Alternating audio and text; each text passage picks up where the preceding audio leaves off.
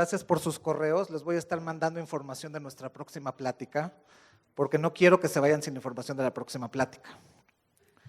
Spotify, cómo hacer tu podcast desde cero. Esto es de especial interés para los jóvenes hoy. Corran la voz. La publicidad está pegada afuera. Manden un correo de quienes vayan a asistir. Si vienes tú solo, pones tu nombre. Si vienes con más gente, pones todos sus nombres. Si se dan cuenta, el lugar es muy pequeño. No nos cabe tanta gente. Y es un tema muy popular y que lo llevamos prometiendo desde hace año y medio y apenas se pudo. Miércoles 22 de octubre, aquí mismo, 7 de la noche. Y bueno, voy a empezar por leer un poco de nuestro invitado.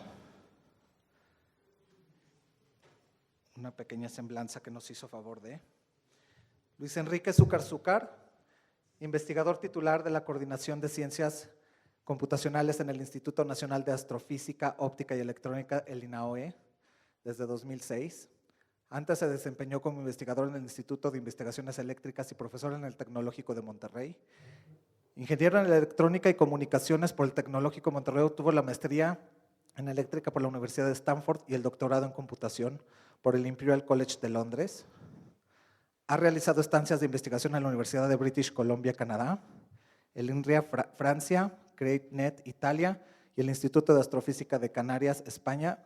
Recibió en 2016 el Premio Nacional de Ciencias de Tecnología, Innovación y Diseño y 2023 el Premio Biblos. El Premio Biblos es el premio a lo más destacado de la comunidad libanesa y descendientes de libaneses de México. Entonces, también. Y quiero agradecer al presidente del Premio Biblos, que está aquí con nosotros, Wasim, que sin él no hubiera sido posible esta conferencia. Y ha sido presidente de la Sociedad Mexicana de Inteligencia Artificial, la Federación Mexicana de Robótica y Academia Mexicana de Computación, editor asociado de la revista Pattern Recognition, Computational Intelligence y Frontiers in Rehabilitation. Cuenta con más de 400 publicaciones en 7,500 citas, dirigido más de 100 tesis de doctorado, maestría y licenciatura. Su investigación se centra en inteligencia artificial y las aplicaciones en visión, robótica, astrofísica, biomedicina. En el aspecto tecnológico ha contribuido en el desarrollo de un endoscopio semiautomático, sistemas de diagnóstico para plantas industriales, monitoreo y control inteligente para parques eólicos y el desarrollo de un sistema de rehabilitación virtual para extremidades superiores, construyendo una empresa para su comercialización. Y bueno, sin más por el momento, si no me faltó nada.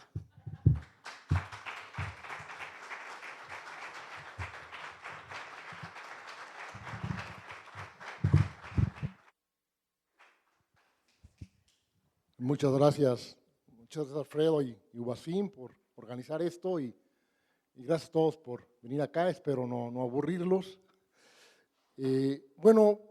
Cuando me invitó Alfredo a platicar sobre inteligencia artificial, casualmente estaba leyendo ese libro, Brief History of Intelligence, que habla sobre todo de la evolución de la inteligencia natural.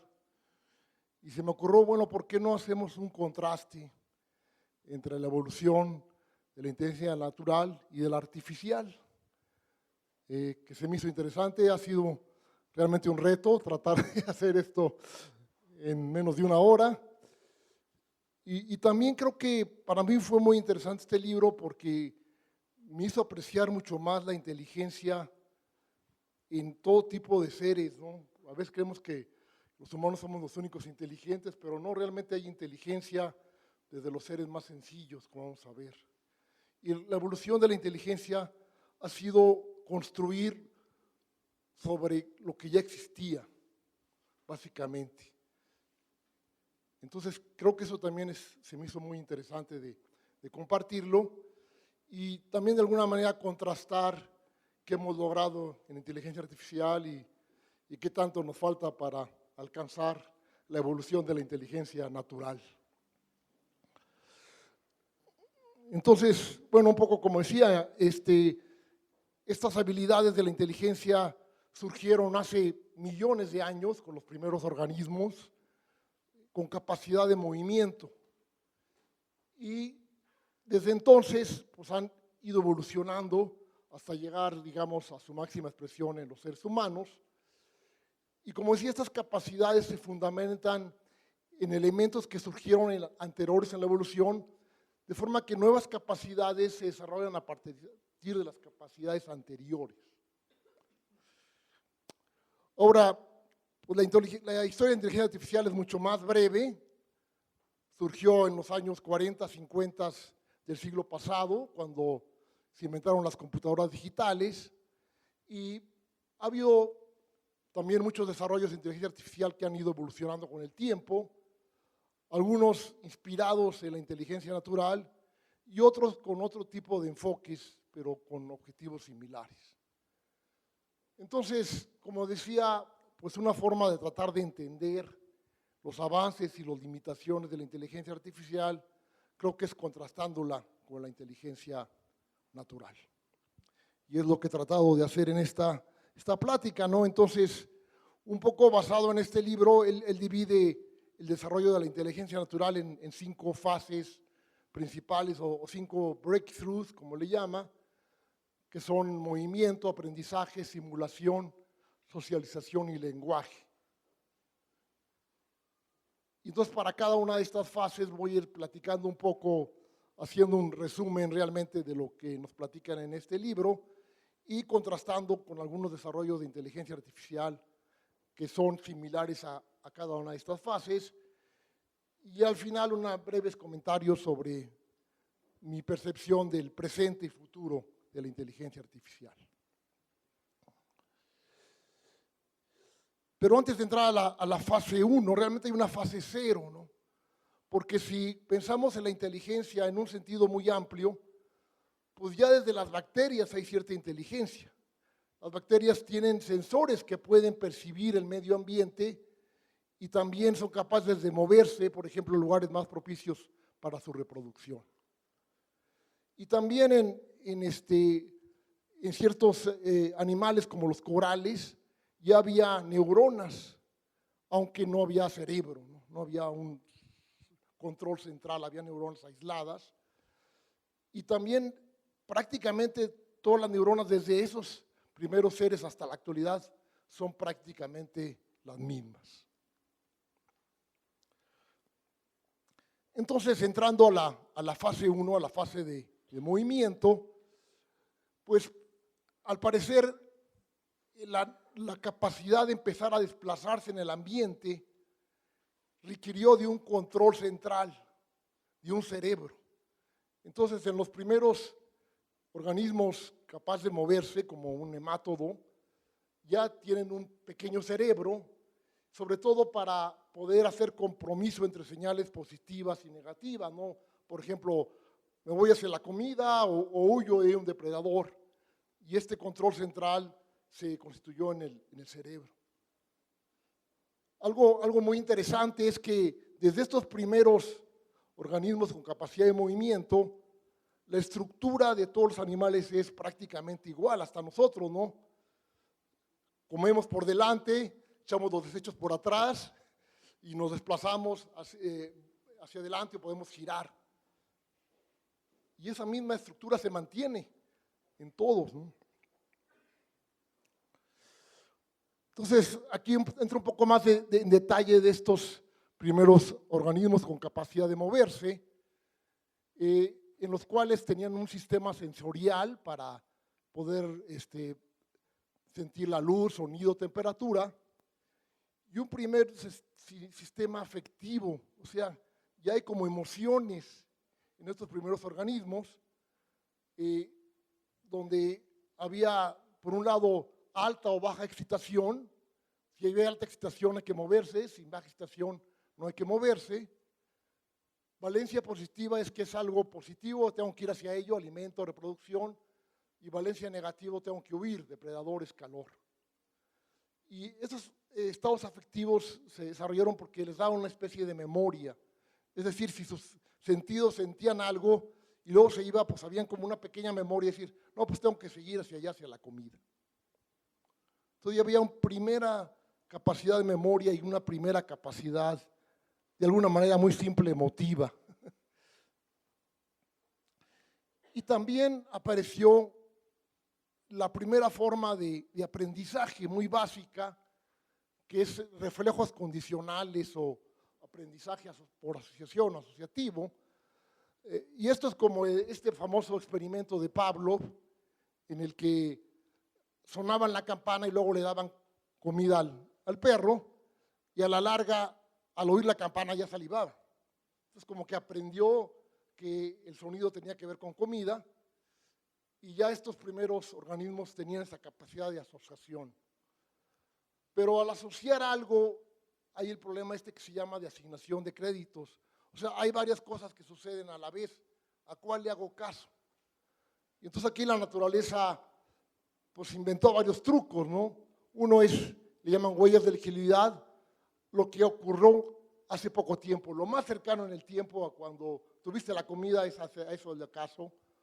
O tal vez lo más fuerte o algo novedoso que no has visto antes y bloquea los demás elementos, ¿no? Hazle caso a lo más cercano, lo más fuerte o lo más novedoso. Y aunque esto no es perfecto, pues sí es una, digamos, buena aproximación. Entonces, eso en cuanto a inteligencia natural, digamos, en esta primera fase, ¿qué hay en cuanto a inteligencia artificial? Pues podemos pensar en lo que se llama robótica reactiva. En estos robots muy sencillos como estas aspiradoras, que tienen básicamente varios programas que operan independientemente y tienen como estos comportamientos básicos, al igual que estos primeros seres, ¿no?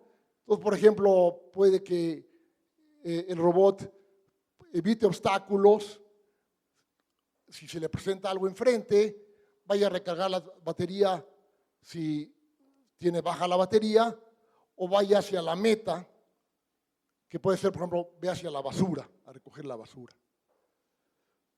Y también tienen una estructura de movimiento similar, ¿no? Son lo que se llama robots diferenciales y básicamente tienen la capacidad de moverse hacia enfrente o girar.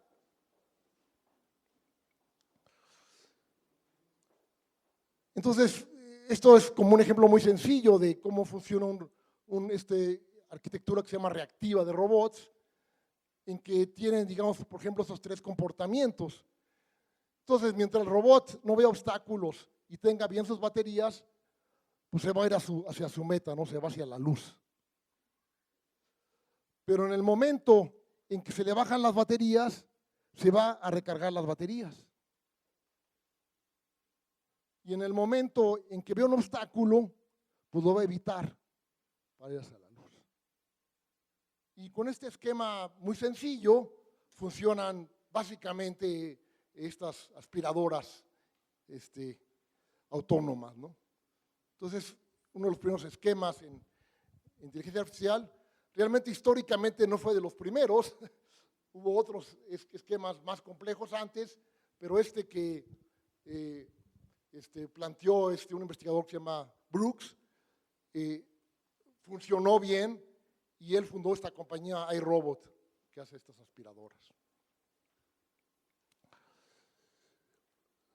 Pasemos a la segunda fase, que son ya con vertebrados, y lo principal de esta fase es que los organismos desarrollaron una mayor capacidad de aprendizaje. Desarrollaron lo que se llama aprendizaje por refuerzo o por prueba y error. Entonces, básicamente, si el ratón quiere llegar a la comida, pues va por estar probando diferentes caminos hasta que lo logre, ¿no? Y esto le va dando cierta recompensa cuando llega la comida. Y el problema aquí es que la recompensa la tiene hasta el final. Cuando va en medio no sabe por dónde irse. Y lo que se hace es como la naturaleza de una señal, que es a partir de esta generación de la dopamina, que le dando como retroalimentación de cuál puede haber sido el mejor camino y va de esa manera aprendiendo a través del tiempo y encontrando la mejor camino, la mejor solución. Sin embargo, lo que puede pasar es que aprendió un camino, pero a lo mejor no es el mejor camino. Entonces, si se queda con el primer camino que encontró, pues puede que no sea la solución óptima. Y aquí lo que pasa es que hay este dilema, que se conoce en aprendizaje por refuerzo, que es explotación, o sea, aprovechar lo que ya sabes contra exploración, buscar nuevas soluciones, ¿no? Tal vez eso nos pasa a todos, ¿no? Ya nos conocemos una ruta y no exploramos otras que pueden haber ser mejores. Y la solución se basa en sorpresa, es decir, que no nada más tengo recompensa por llegar a la comida, sino también tengo recompensa por explorar lugares nuevos, por ver cosas que no he visto. Y entonces si utiliza esto, pues eventualmente puede encontrar un mejor camino a la comida. Y bueno, esta motivación por explorar sorpresa, pues no llega hasta nosotros, ¿no? Y algunos dicen que explica nuestro gusto por apostar, ¿no?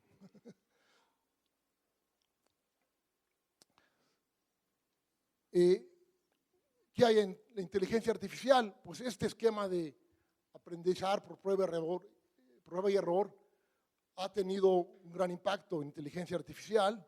Por ejemplo, estos sistemas que juegan backgammon, ajedrez, Go, aprenden de jugar con sí mismos o con humanos millones de veces y ya son mejores que cualquier humano.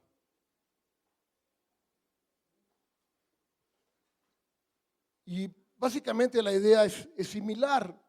Por ejemplo, si el robot quiere aprender a llegar a la meta, pues va a ir haciendo muchas trayectorias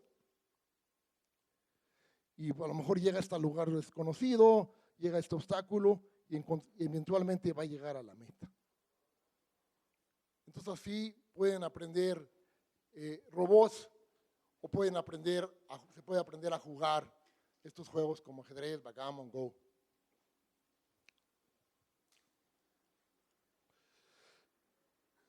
Y en esta misma fase, en segunda fase, otro desarrollo muy importante en la naturaleza fue el reconocimiento de patrones. O sea, un sistema complejo para poder reconocer objetos, lugares, en particular con la visión.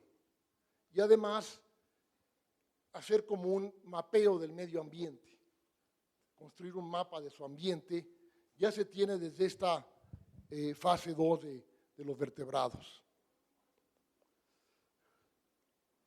Para ello, tenemos en el cerebro nosotros, en forma similar a muchos animales, esta como red neuronal jerárquica, es decir, que la información que llega de las imágenes pasa por diferentes etapas, primero detectar bordes, líneas, formas, objetos y después objetos específicos, ¿no? Y eso nos da la capacidad de reconocer una gran cantidad de objetos, y una estructura similar se tiene también para reconocer olores y sonidos.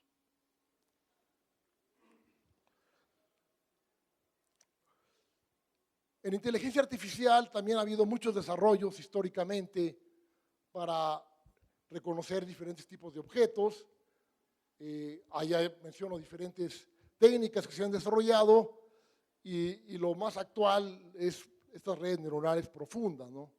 Y es, por ejemplo, lo que hacen aquí los vehículos autónomos, ¿no? Que está reconociendo otros vehículos, personas, señales de tránsito, etcétera.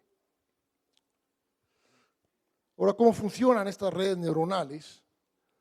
Pues están inspiradas en las neuronas naturales. Entonces, una neurona básicamente tiene una serie de dendritas que detectan estímulos y cuando estos estímulos superan cierto umbral, se genera una salida en el axón de la neurona. Esto es más complejo, hay procesos químicos, etcétera, pero se hizo un modelo computacional sencillo, lo que podríamos llamar una neurona artificial. Las neuronas artificiales básicamente son elementos sencillos de procesamiento, donde hay varias entradas, podemos pensar que son como números, y estos números se multiplican por ciertos pesos. Y entonces la neurona artificial hace la suma pesada de las entradas por los pesos, y eso supera cierto umbral, genera una salida. Eso es todo lo que hace. Es muy simple, ¿no? Pero lo increíble es que si juntamos muchos de estos elementos sencillos, en lo que son estas redes neuronales, podemos lograr aprender funciones muy complejas. ¿Cómo aprenden las redes neuronales? Básicamente modificando esos pesos que se tienen en las entradas de la neurona. Entonces, por ejemplo, si queremos entrenar una red neuronal a que reconozca diferentes animales, le vamos dando ejemplos de imágenes de estos diferentes tipos de animales y vemos qué es lo que dice la red al final. Al principio va a tener muchos errores, pero en base a darle como retroalimentación, decirle, no, estás mal, esto no es un león, es un tigre, se hace un proceso un poco complejo matemático de ir como propagando de atrás hacia adelante esos errores e ir modificando los pesos. Y después de ver miles o millones de ejemplos, la red aprende a reconocer diferentes tipos de animales, caras, personas, como seguramente han visto ya en muchas aplicaciones.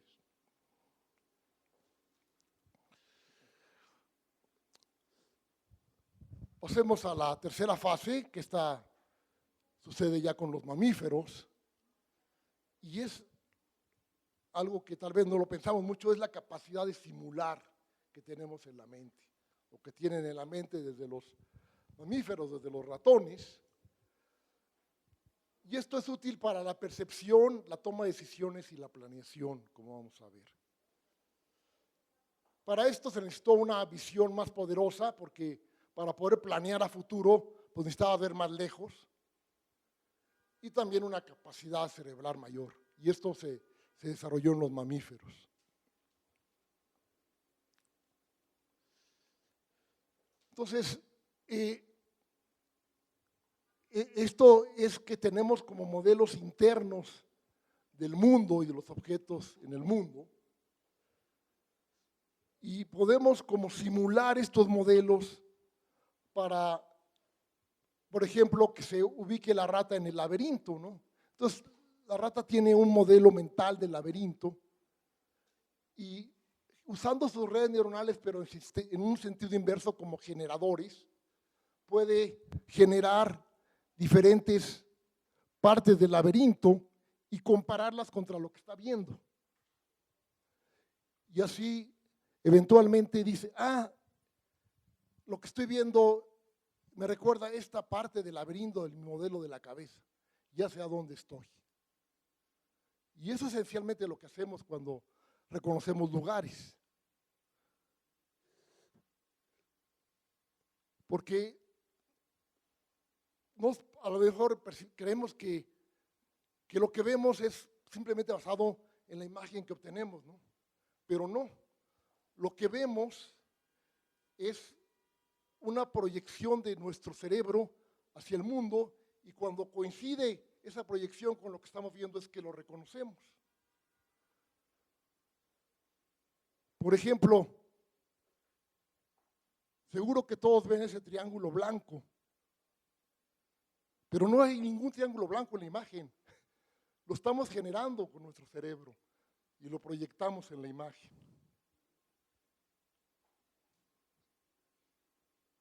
¿Qué ven aquí? ¿Qué es? Conejo. Entonces, podemos verlo de las dos maneras, nada más que no al mismo tiempo. O vemos una cosa o vemos la otra. Entonces, nuestro cerebro está proyectando y a veces coincide con una o con otra.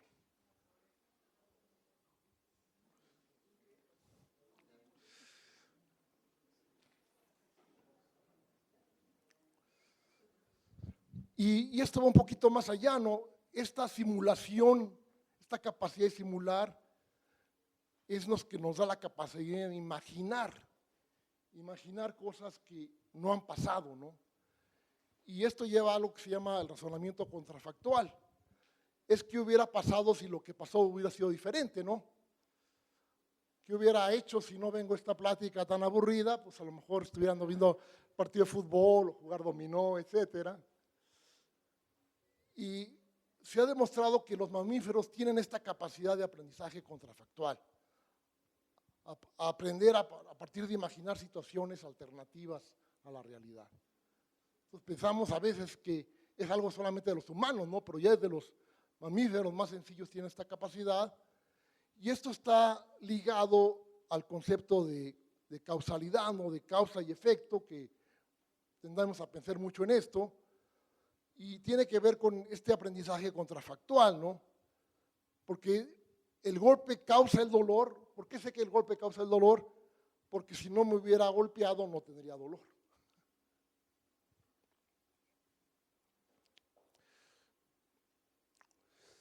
Y bueno, ¿qué hay respecto a la inteligencia artificial?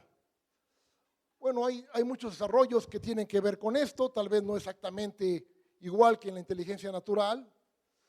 Uno es todo esto que se ha trabajado en búsqueda y planeación. O sea, por ejemplo, se han desarrollado muchas técnicas para que un robot o un agente pueda seleccionar una serie de acciones que lo lleven a su estado actual, a un estado meta. Y también se han desarrollado modelos del ambiente, mapas del ambiente. Entonces, por ejemplo, un robot puede a partir de sus sensores construir un mapa, por ejemplo, un sensor láser tiene ese como mapa de planta del ambiente, o con la cámara puede detectar ciertos patrones específicos en las imágenes y con eso ubicarse en el ambiente. Entonces se ha trabajado mucho en el área robótica, en la parte de construcción de mapas, de localización y planeación. Entonces ya que el robot tiene un plano de su ambiente, un mapa de su ambiente, puede planear cómo moverse de un lugar a otro, ¿no? Si quiere ir de la sala a la recámara, pues va buscando ciertos lugares libres del ambiente y encontrando cómo moverse de un lugar a otro, ¿no? Y esto es lo que se llama planificación en robótica, planificación de movimientos. También en inteligencia artificial se han desarrollado otras formas de tratar de representar conocimiento. Aquí pongo dos ejemplos. Uno es lo que se llaman redes semánticas, que básicamente es como un análogo a un diccionario.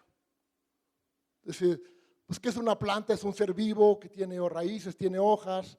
También una planta puede ser un edificio, que es una fábrica que está en un lugar y produce bienes. Y luego a la vez podríamos tener una definición de qué es una hoja, una raíz, etcétera, etcétera, ¿no?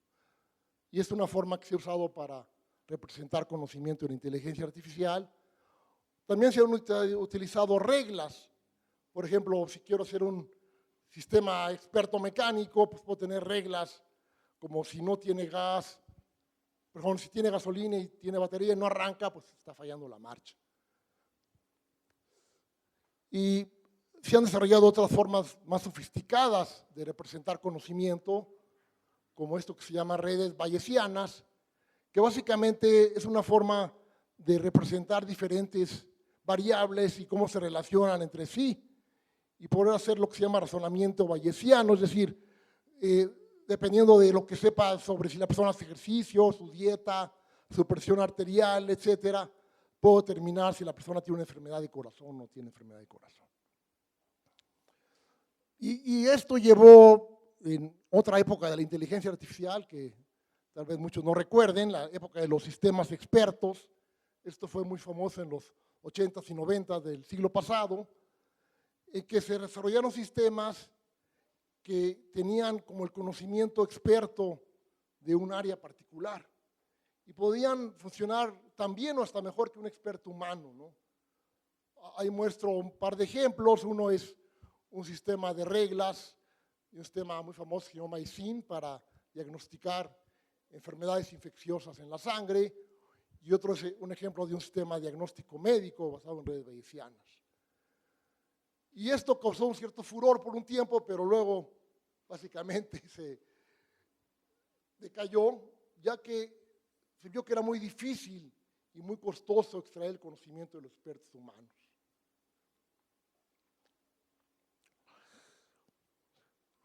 Y por otro lado, esto es más reciente, se han desarrollado también modelos generativos. Como decíamos, que la rata podía generar de su modelo en el cerebro También existen redes neuronales generativas. Uno de los esquemas más famosos que se llaman redes generativas adversarias, donde básicamente se entrenan dos redes neuronales. Una red neuronal, por ejemplo, en este ejemplo, trata de generar caras, y otra red neuronal trata de reconocerlas. Y si no reconoce que es como una cara real, pues le dice a la otra, estás mal. Y van compitiendo una con la otra, y al final todas estas caras no existen. Son falsas generadas por este modelo. Y esto es lo que ahora conocemos mucho como deepfakes. Y también más recientemente se han desarrollado también modelos causales, o sea, modelos que tratan de representar estas relaciones de causa-efecto, y esto tiene varias ventajas, ¿no? Por ejemplo, esto me permite predecir el efecto de ciertas acciones sin tener que hacerlas en la realidad.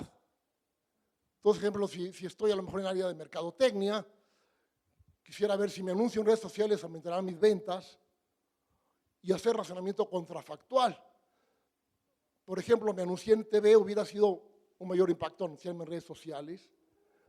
Entonces, si tenemos un buen modelo de cómo se comporta las gentes del mercado, etcétera, podemos contestar estas preguntas sin tener que hacer experimentos reales con un modelo causal.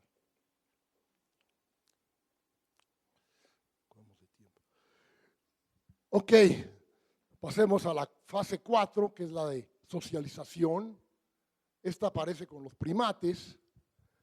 Y aquí una de las claves fue que al alimentarse de fruta de los árboles, por un lado tenían más energía para desarrollar más el cerebro, y por otro lado tenían más tiempo libre. Y pues, ¿qué hago con tiempo libre? Pues me pongo a chismear, me pongo a socializar. Además, esta socialización necesita usar esta capacidad de simulación que decíamos que tenían antes, de simular el ambiente. Ahora dieron más allá, la capacidad de simularse a sí mismos y a los otros. Es lo que se llama teoría de la mente. Entonces, para poder comunicarme con otro, tengo que un poco imaginar, simular cómo es el otro ente, ¿no? La otra persona o aquí el otro primate. Entonces hubo 3 habilidades importantes que se desarrollaron en los primates. Esta primera de teoría de la mente, inferir las intenciones y conocimiento de otros. Aprendizaje por imitación, o sea, otra forma de aprender, más allá de aprendizaje por refuerzo, que es aprender nuevas habilidades simplemente observando a otros. Viendo cómo lo hace otro, puedo yo aprenderlo, y tal vez más rápido que estar haciéndolo por prueba y error. Y también anticipar necesidades futuras. Tomar una acción ahora para satisfacer una necesidad futura, ¿no? Bueno, no vamos al supermercado y compramos por una semana, no es porque tengamos hambre en ese momento. ¿Sí?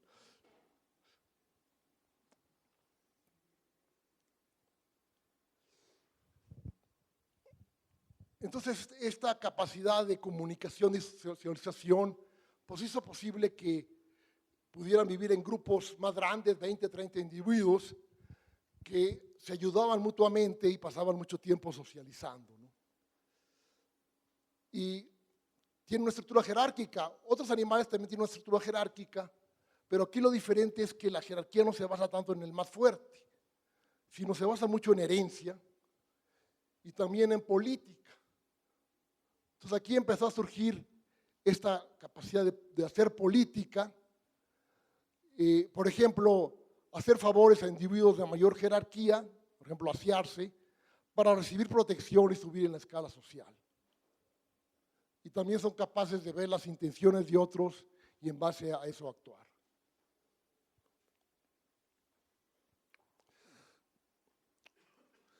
¿Qué hay en inteligencia artificial en este sentido? Pues se han desarrollado algo que se llama sistemas multiagentes, es decir, estrategias para que diferentes agentes o diferentes robots se comuniquen y interactúen para un objetivo común, ¿no? Un área famosa de esto es estos robots futbolistas, ¿no? Que tienen que comunicarse, pasarse unos a otros, etcétera. Y también se han estudiado cómo agentes pueden colaborar en situaciones en conflicto, ¿no? Esto es lo que se llama teoría de juegos, como este famoso dilema del prisionero, donde hay dos prisioneros que los van a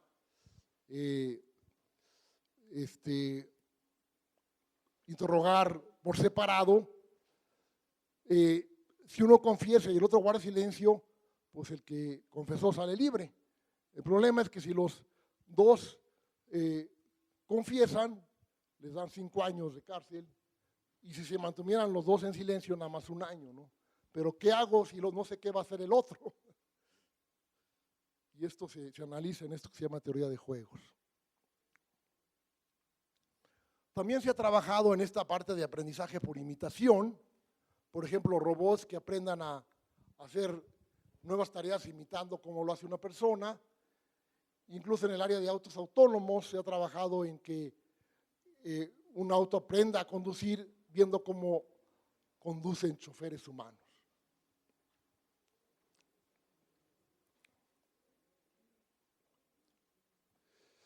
¿Y llegarán las computadoras a tener emociones? Pues no sabemos, pero ya se ha trabajado en algo que se llama cómputo afectivo. Es decir, hacer sistemas que puedan reconocer las emociones de las personas a partir de expresiones faciales, voz, texto, movimiento. Mi grupo en particular trabajamos en un proyecto de rehabilitación virtual y ahí la idea es poder reconocer el estado emocional del paciente para poder en base a eso tomar decisiones, ¿no? Entonces saber si está cansado, tiene ansiedad, dolor o motivación. Y también se ha trabajado en simular emociones, como estas caras simuladas, ¿no? Que pueden simular estar en estado neutro, entusiasmo, felicidad, sorpresa.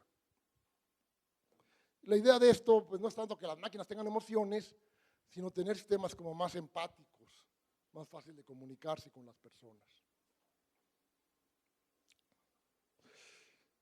Y bueno, finalmente llegaremos a la fase 5,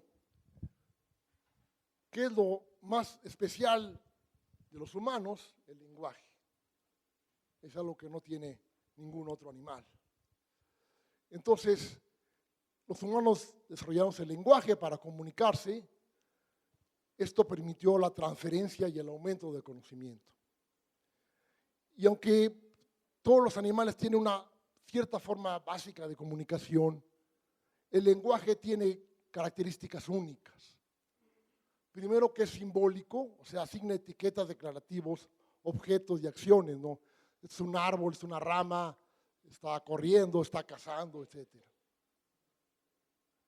Y lo otro es, hay una gramática, ¿no? Hay reglas mediante las cuales se combinan los símbolos y expresan diferentes significados, y a través de esta combinación de un conjunto relativamente limitado de símbolos, podemos expresar casi un número infinito de cosas diferentes.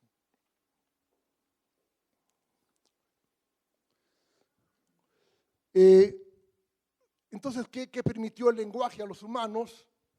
Por un lado, comunicarse de una forma mucho más amplia, flexible, eficiente,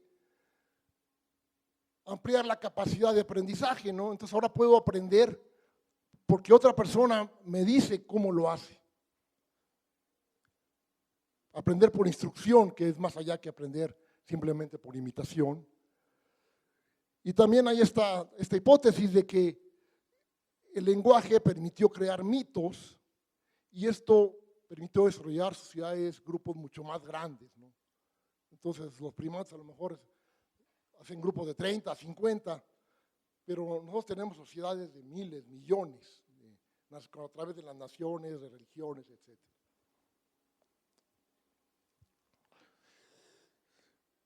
Aunque tal vez lo más importante del lenguaje fue esta capacidad de transmisión, acumulación y modificación de ideas.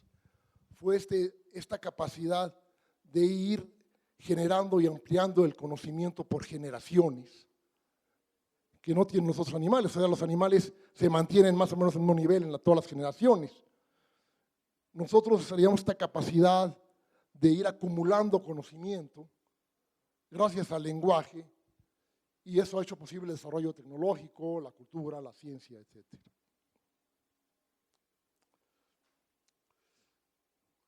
¿Qué se ha hecho en inteligencia artificial? Bueno, el primer enfoque en inteligencia artificial se basaba en lo que se llama razonamiento simbólico. Esto es algo que se conoce como lingüística computacional, o sea, tratar de entender el lenguaje a base a las reglas sintácticas, a la semántica. Y esto, aunque tiene ventajas importantes como una mayor transparencia, o sea, podemos entender cómo lo que está pasando en la máquina, tiene sus limitaciones, ya que el lenguaje humano es muy complejo y hay mucha ambigüedad. Entonces, lo que ha pasado en los últimos años es que se ha cambiado el enfoque a un enfoque estadístico, donde básicamente se trata de estimar las probabilidades de combinaciones de palabras, algo que parece muy simple, ¿no?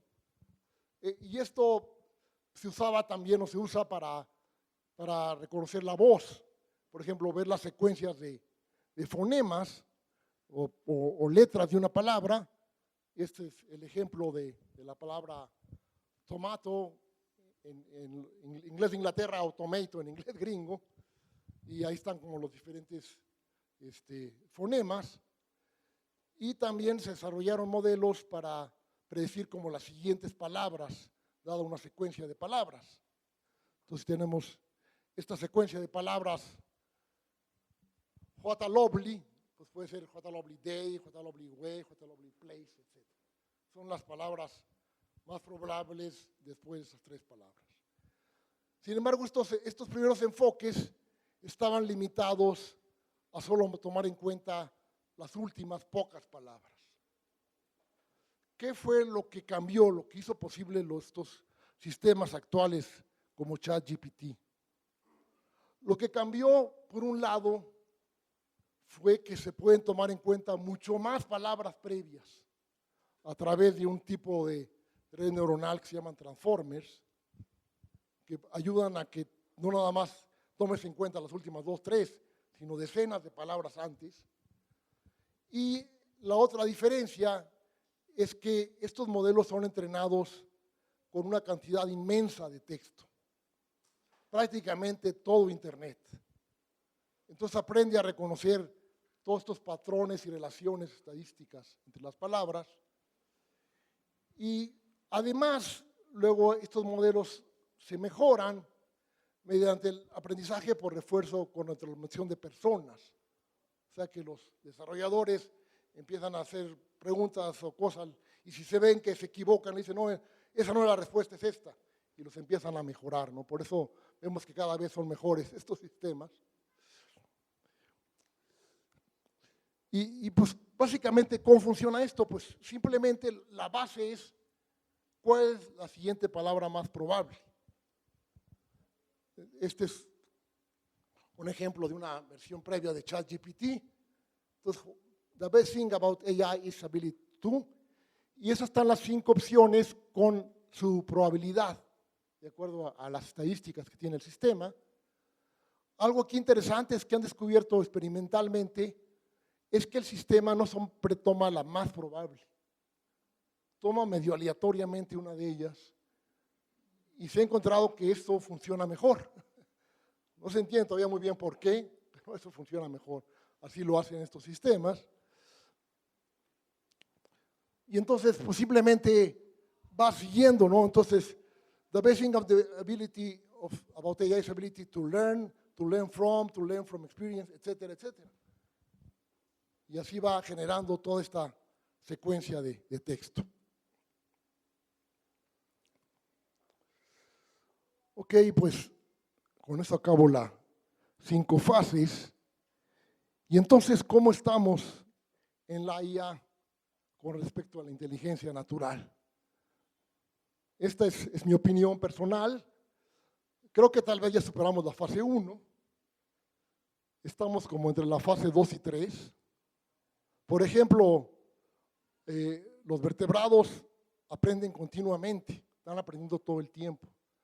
Nuestros sistemas de inteligencia artificial los entrenamos y ahí los congelamos. Y para que aprendan otra vez hay que reentrenarlos. No están aprendiendo todo el tiempo. Entonces ni siquiera hemos llegado a totalmente la fase 2. La fase 3 tal vez a medias y creo que nos falta todavía mucho para la fase 4 y 5.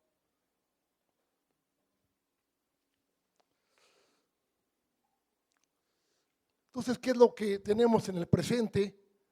Pues la mayor parte de los sistemas inteligentes actuales son muy buenos para una tarea específica. O sea, son muy buenos para reconocer personas, para jugar ajedrez, para generar imágenes, etcétera, pero no tienen una inteligencia general como los humanos. Ahora, hay gente que piensa que estos grandes modelos de lenguaje empiezan a mostrar ciertas chispas de una inteligencia más general, pero aún están limitados en cuanto a su capacidad de razonar. Esta capacidad de simulación que decíamos, pues no la tienen. Y no pueden interactuar con el mundo físico. Hay un experimento reciente de la Universidad de Stanford que pudieron a muchos diferentes de estos grandes modelos de lenguaje a resolver una serie de casos clínicos reales. Y el que mejor le fue al uno que obtuvo 69% bien y el peor 4%, ¿no? Entonces, creo que no quisiéramos ser atendidos por un médico que le atina menos del 70% todavía. O sea, no tienen todavía que progresar mucho los médicos.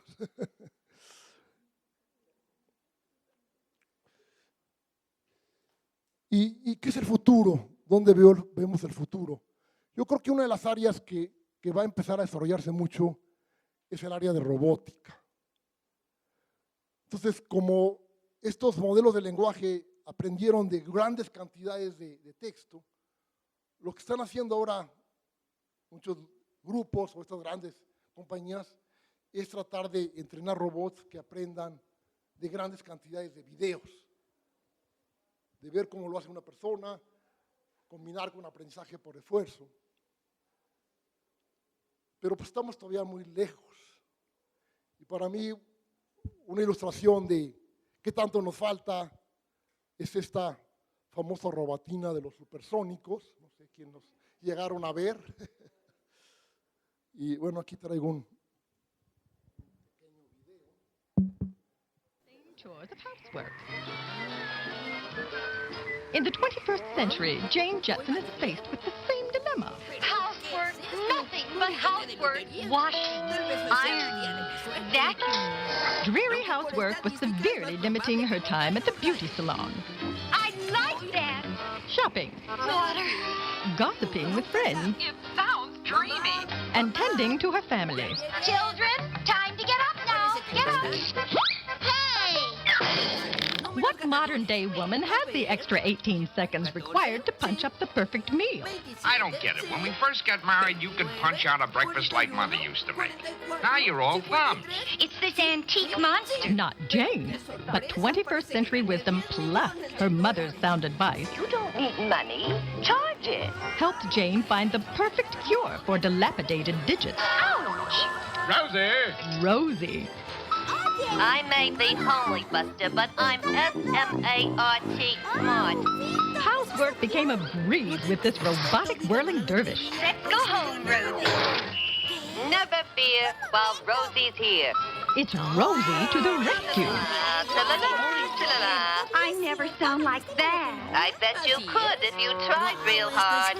You're moonlighting, aren't you? Admit it. Quiet down, Shorty. I like the way I am now. Is Jane Jetson overwhelmed with domestic duties? It's just that housework gets me down. No, siree. Rosie cooks. She cleans. And she still finds time to play ball with Elroy. Wow! Right in the basket. Rosie is the ideal maid. Respectful. Even tempered. and does exactly what she's told. Oh, Rosie, you darling, beautiful girl. Afternoon, Miss Judy. Yes, this aluminum-encased, battery-powered robotic woman is the perfect answer for any modern family. Oh. But remember, she's more than a computer-driven Jill of all trades. Allow me, sir.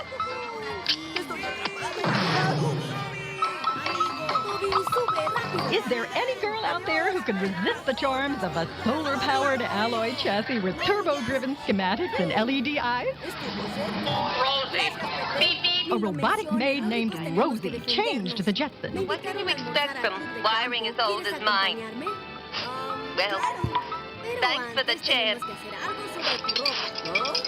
Boy, if I wasn't 6.5, I'd cry. For beneath the aluminum alloy core beats a battery-powered heart of pure gold. And I love you people, too. That makes her unique. That makes her irreplaceable. Rosie, you are out of this universe. And that makes her Rose-erific. Good night, ma'am.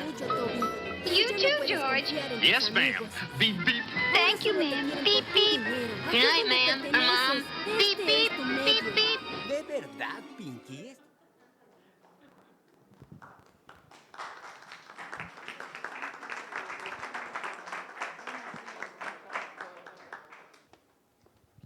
Gracias. Buenas tardes, muchísimas gracias por la plática. La verdad no había yo visualizado lo que era el desarrollo de la inteligencia humana con lo que es la inteligencia artificial. Y lo que yo reflexiono es el punto donde quizá en su época la revolución industrial, en donde vino a sustituir la máquina a los trabajos del ser humano, trajo como consecuencia quizá una sensación como la que tenemos ahorita nosotros al nacer la inteligencia artificial. Dentro de las vivencias que hemos tenido con esta inteligencia artificial, hemos visto principalmente en los jóvenes que la inteligencia emocional poco a poco ha ido mermando y eso ha hecho que la tolerancia a la frustración vaya disminuyendo y el no conseguir sus objetivos vaya por otro camino. Sin embargo, también hemos visto que el desplazamiento del trabajo del ser humano se está viendo desplazado por todo el trabajo de lo que es esta inteligencia artificial. Sí, como nos dijo la doctora, va creciendo más y hay un ser humano que lo maneje. Al igual que en su época las máquinas fueron manejadas por los hombres y ahora la automatización ha hecho también el desplazamiento. ¿Cuál es el futuro previsto a través de esta interesante historia que nos presentó de lo que fue desde el origen de la inteligencia natural a lo que podría venir ahorita hacia el futuro? Pues sí, es buena pregunta, es un poco difícil predecir el futuro, pero tiene razón en cuanto a esta analogía, ¿no?, con la revolución industrial, ¿no?, que se perdieron muchos trabajos, pero se generaron otros. Yo creo que es lo mismo que está pasando ahora, ¿no? Pero hoy la clave, pues, nuevamente es la educación y la capacitación, porque si no, pues, gente se va a quedar sin trabajo y no estamos preparando a gente para estos otros trabajos que se están generando, ¿no? Entonces, digo, yo creo que por lo pronto esto va a seguir creciendo. Hay gente que dice que esto en algún momento se va a parar y vamos a llegar a otro invierno de la inteligencia artificial. No es claro, puede pasar. Por ejemplo, esto de que estos grandes modelos de lenguaje pues ya no tienen más texto con qué entrenarlos, ¿no? Ya se les acabó todo. ¿Qué hacemos ahora? Y pues están tratando de mejorar con esto de retroalimentación humana, etcétera. Pero pues sí puede esa parte llegar a estancarse. Por eso creo que esta otra parte de la robótica, de sistemas que interactúan con el mundo. Hay gente que piensa que para que se haga una verdadera inteligencia necesitas como sistemas embebidos, o sea que no está ahí nada más en la computadora, interactúa con el mundo, ve el mundo, hace cosas. Y tal vez por ahí venga la siguiente ola. Gracias. O sea, creo que hay como distintas opiniones y me gustaría saber cuál es la suya. gracias. Perdón, no veo quién es. Perdón. Aquí, gracias. ¿Usted consideraría los algoritmos bioinspirados como los genéticos y los demás de Holland como inteligencia artificial o no? Porque yo, por ejemplo, veo que el aprendizaje por refuerzo, que es para optimización, es ahorita uno de los temas más calientes, ¿no? En Machine Learning, en IA. Y me pregunto en ese caso por qué estos algoritmos genéticos no, si también son para optimizar y son también muy poderosos, ¿no? Quería saber qué opina. Yo creo que sí, esta como frontera de qué es inteligencia artificial y qué no es inteligencia artificial, o más como computación tradicional, pues realmente es una frontera difusa. Y hay gente que dice, pues inteligencia artificial es lo nuevo, lo demás ya está muy entendido, ya no es inteligencia.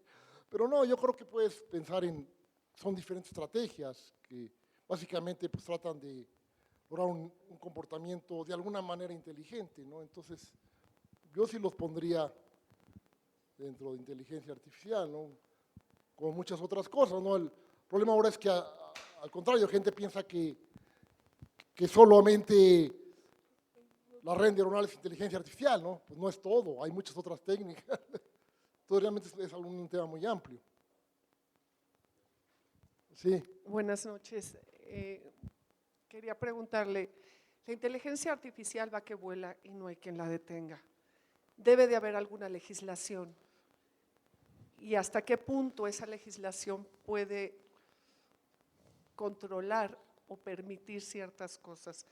Hablando específicamente de la parte mala, de usar la inteligencia artificial para matar a otras personas, hasta que el que te espíen, el que controlen tu banco, que controlen tu dinero, tu vida, ¿hasta qué punto la inteligencia artificial está legislada y la pueden detener en estos temas?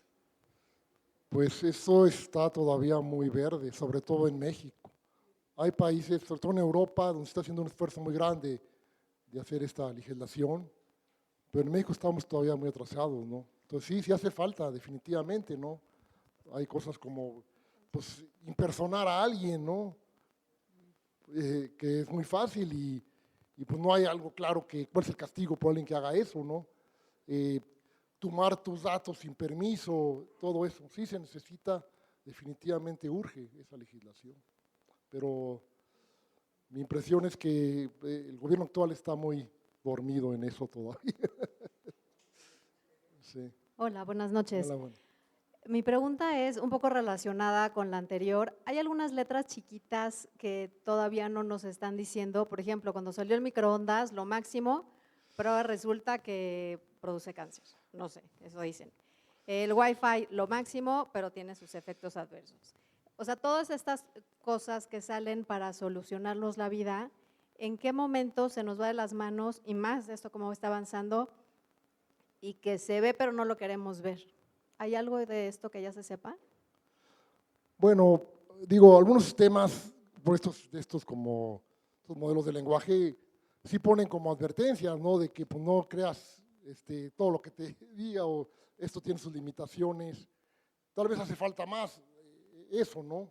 De que no creas ciegamente lo que te dice.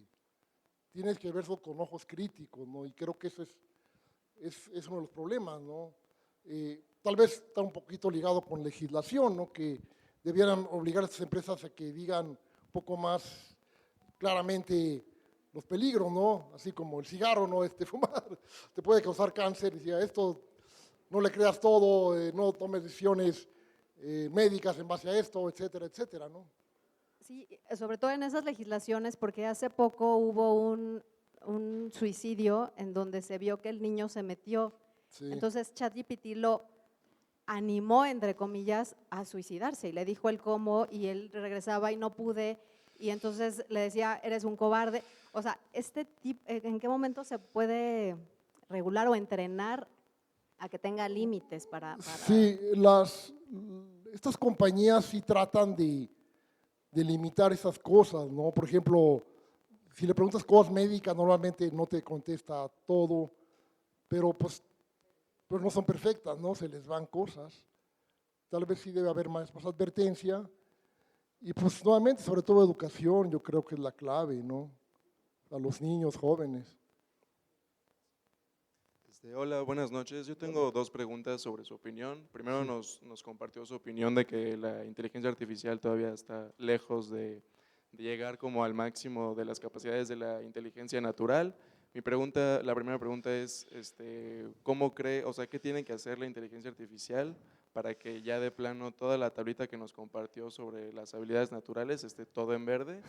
Y mi segunda pregunta es si, por ejemplo, el lenguaje humano pues no es perfecto, ¿no? Si usted cree que en algún futuro que ya la inteligencia artificial esté muy desarrollada, tenga su propia, digamos, como aprende de los errores, a lo mejor identifique todos los errores que hay en el lenguaje del humano y de alguna forma pues cree el suyo, un lenguaje universal, o en general mi pregunta es si la inteligencia artificial cree usted que pueda llegar a superar de alguna forma la inteligencia natural. Bueno, muy buenas y difíciles preguntas. Digo, si supiera cómo llegar todo eso verde, pues creo que ya no estaría aquí. No, es muy difícil, ¿no? Creo que no sabemos cómo lograr todo, ¿no? Entonces, pues los desarrollos de inteligencia artificial han sido como avanzas y luego te das cuenta que esto tiene un límite y vas por otro camino, pues como todo un poco en la ciencia, ¿no? Entonces no sabemos cómo lograr una inteligencia, digamos, similar a la de los humanos, o que como es todo eso en verde, y si esta va a llegar o va a superar, pues creo que es una pregunta abierta. Yo no creo que pronto, o sea, creo que por eso no tenemos que preocuparnos nosotros, ni nuestros hijos tampoco, eso se ve muy lejos y si llega. Y ahí hay una pregunta, bueno, iba a ser yo la pregunta, creo que o sea, cuando mostraba esa tablita, la pregunta sería, ¿la evolución de la inteligencia artificial va a llegar a la natural? ¿Es solo cuestión de tiempo? ¿O hay algo en la inteligencia natural único que no vamos a poder nunca imitar con las máquinas, ¿no? Y ese es todavía un gran debate, pues, es un debate fuerte. Entonces, no sabemos. Habrá que esperar a ver qué pasa.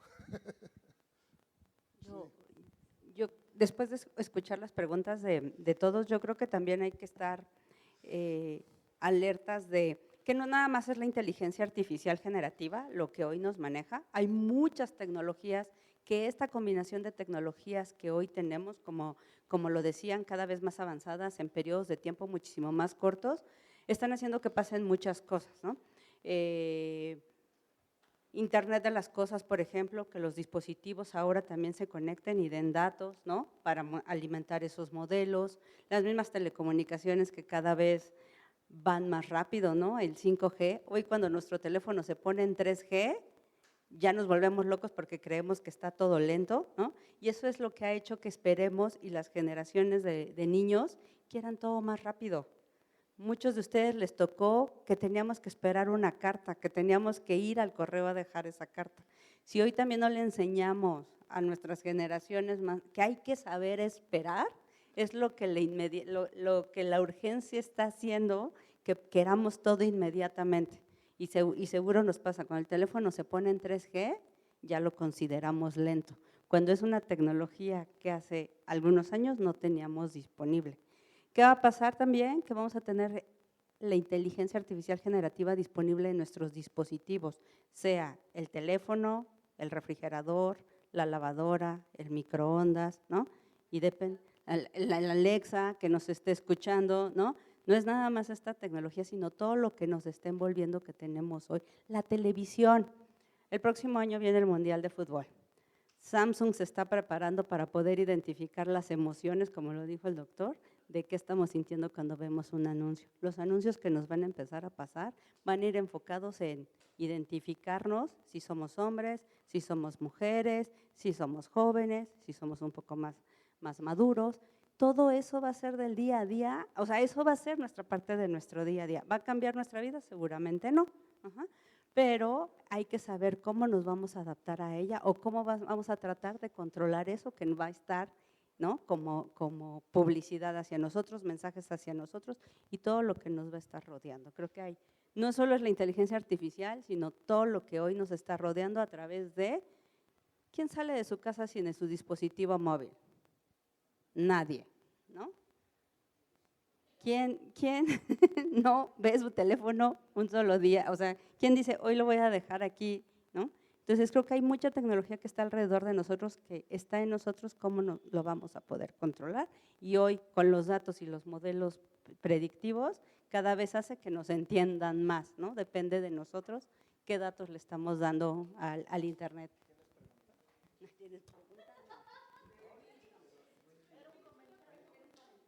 ¿Alguna más? Bueno, yo tengo una pregunta. Tú me dijiste que tú hacías preguntas para ver si estabas lidiando con inteligencia artificial o no. Alguna vez me lo dijiste. O que estás haciendo modelos predictivos en base a eso. ¿Nos puedes explicar un poco de eso, de toma de decisiones? Bueno, yo recientemente trabajo más en lo que decía estos modelos causales, tratar de hacer modelos que vayan más allá de puras asociaciones o correlaciones, como es lo tradicional, por ejemplo, en estadística o la mayor parte del aprendizaje de máquina, ¿no?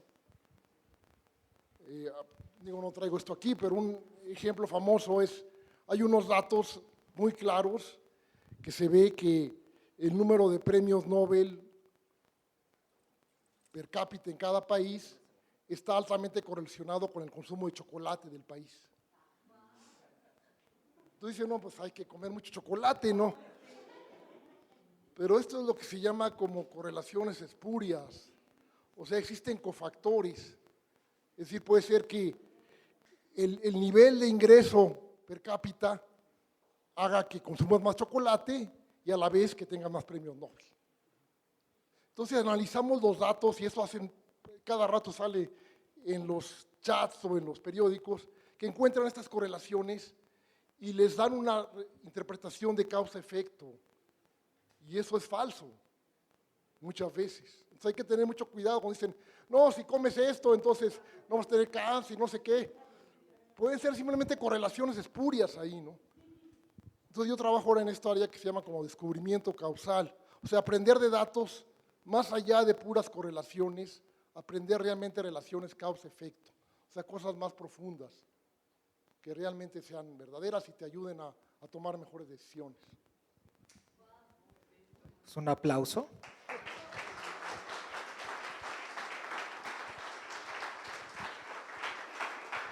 Agradeciendo que todos hayan venido, solo quiero recordarles, síganos en redes sociales, Alidara Oficial, tanto en Instagram como en Facebook, ahí está toda la información.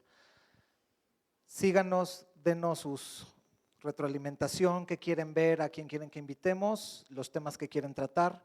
No se olviden, 22 de octubre, Spotify, cómo hacer tu podcast. Manden el correo a alidara.oficial@outlook.com porque el lugar es chico, y inviten a quien quieran. Quiero otorgar un reconocimiento a Luis Enrique Zúcar por su participación en Evolución de la Inteligencia Artificial y Natural. Quiero que venga, por favor, el presidente de asociaciones y también Wasim, que hizo posible esta plática, representando a Premio Biblos, por favor.